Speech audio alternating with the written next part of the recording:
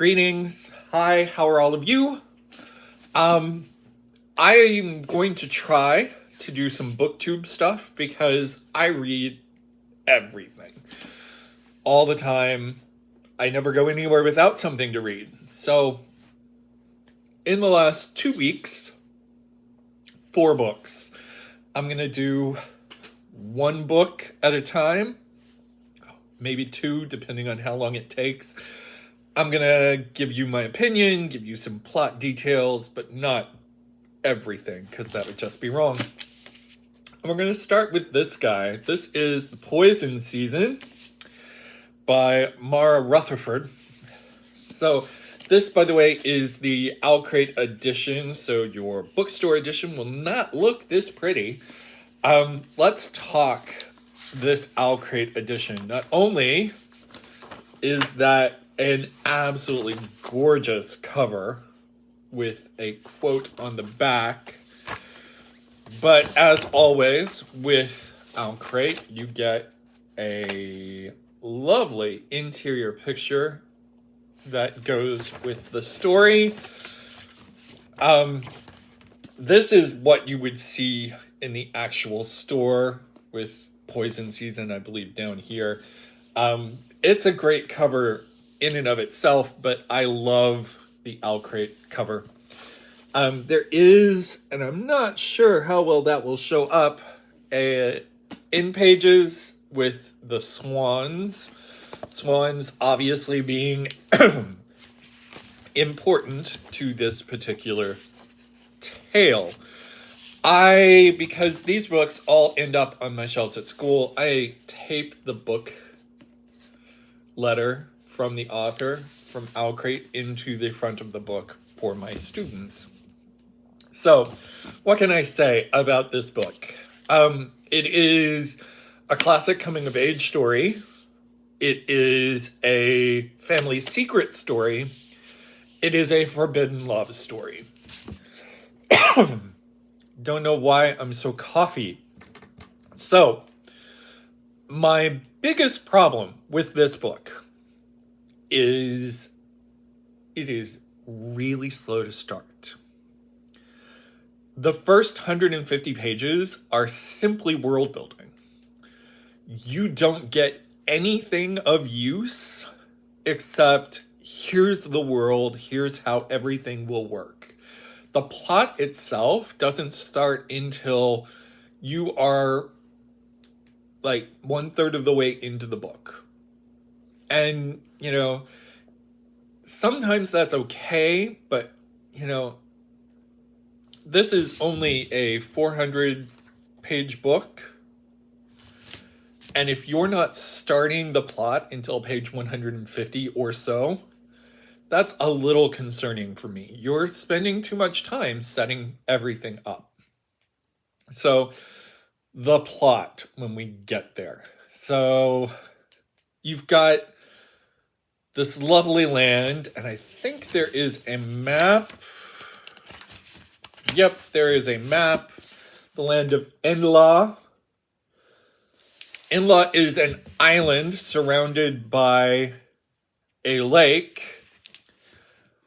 of acid, basically. It is a poisonous lake. Everything that touches it dissolves into bone. On Enla is a forest, but it is not a normal forest. It is what they call a wandering forest, a forest that needs to be fed. The people who live on Enla have basically made a pact with this forest. We will feed you if you protect us. They think that the outside world is dangerous to them. So, the forest did not create the poisonous lake. The lake is an entirely separate thing. There is a way you can get out, obviously. If the lake is frozen during the winter, you could walk across the ice. And there is technically a way for the Enla people to leave the island without dissolving. But I'm not telling you what that is. So the inlands have their own special thing. They do have a form of magic, and their magic is music. They sing, but it's not words. It's basically they intone the notes. And each song does its own specific thing. So the one that we hear the most about is the hunt song, where, it literally draws the prey to them. And anyone who isn't one of these magic users is drawn to that song. If they're on the other side of the lake, they are drawn to the lake and will obviously die. If they are on the island, they are drawn to the hunters, and the hunters will kill, giving half of what they kill to the forest and keeping half for themselves. Not everyone on the island is born with this magic. Those who are not are called incantu, which I like because it is a variation of incanto, in song. Yeah. Your cast: Lilo, main character, female, coming of age, has to decide whether or not she wants to stay. She doesn't particularly like the hunt, and that is an issue. Tate, who is her little brother, who's in Kantu and has to be sent away near the beginning of the story. Actually, around 150, because his being sent away is what actually starts the actual thrust of the plot. Fiona, who is Lilo's mom and Tate's mom, she's one of the ones with a family secret. It does concern the parentage of her children. Then there is Jiren, the boy from the other side of the lake. He is not from Endla and ends up there through means and has to survive on an island where the people and the forest want to kill him. You also have Sage, who is Lilo's best friend, also her cousin.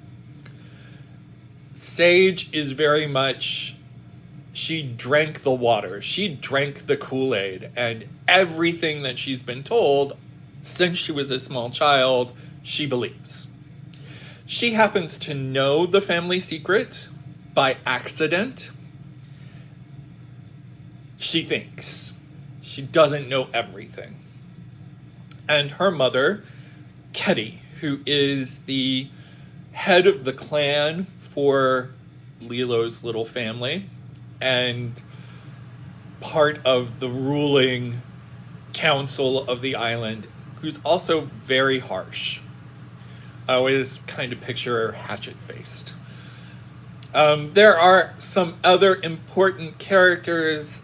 There is a young lady who has her lover from the mainland exiled when he is discovered on the island. Well, he's going to either face the forest or the lake, but she gets exiled. Her name is Isola. There is a gentleman on the land named Nigel, who becomes an important character near the end, and an exiled Encanto in the village near the lake called Lupin. So I like Lupin. Lupin is a beekeeper, and I think that calling her Encanto is kind of wrong. I think that because her songs are slightly different, they considered her in Kanto. Because it is like literally mentioned that she sings to the bees. So I think that she isn't in Kanto. She's just not her magic is just not the same as the magic that the island is used to. So in the course of the book, Jiren ends up on the island when he's not supposed to be there. Lilo is supposed to kill him, but she doesn't. She hides him. She, of course, is going to fall in love with him. Everything is building to either both of them escaping or not. And the answer is not. He doesn't get away. He does not make it off the island when he's supposed to.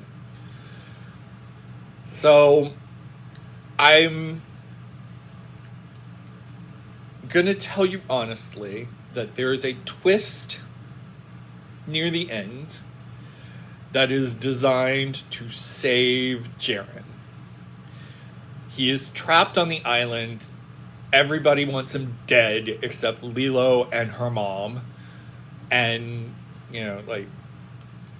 Sage is literally about to kill him. And they throw this twist. And it's half mentioned earlier in the book.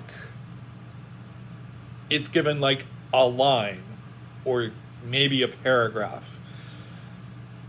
And you are supposed to just magically accept this twist. And, it is kind of a Deus Ex Machina kind of thing. The God in the Machine is working in this book to save Jiren.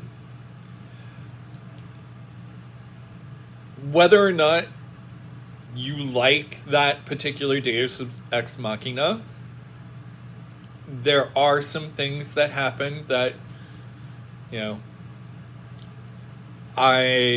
the ending is interesting. We get a family reunion, at least mostly. Here's the thing that I see that is how do we take this book to set up for our next book? Because every young adult book is designed in some ways to be, hey, look, I can write another one that goes right along with this. If they're not already pre-paid to do that. We actually have no idea what happens to the two characters who, in the end, are basically our villains, Sage and Ketty. We don't know what happened to either one of them by the end of the book. They are both gone in different ways. So I can see either one of them being able to come back and wage a new fight. Okay? So, all in all, if I'm going to give this out of 5, it's a 3.5. I didn't love the amount of world building in the beginning. I don't love the Deus Ex Machina that saves Jiren. But all in all, the world that's built is actually a decent world. The characters are consistent and continual, so they aren't bad. The writing isn't horrible. It is young adult. You gotta give it what it's supposed to get. So, not a bad book. So, that is the first book I read in the last 2 weeks. I'll get to the other 3 in the next book talks. Bye.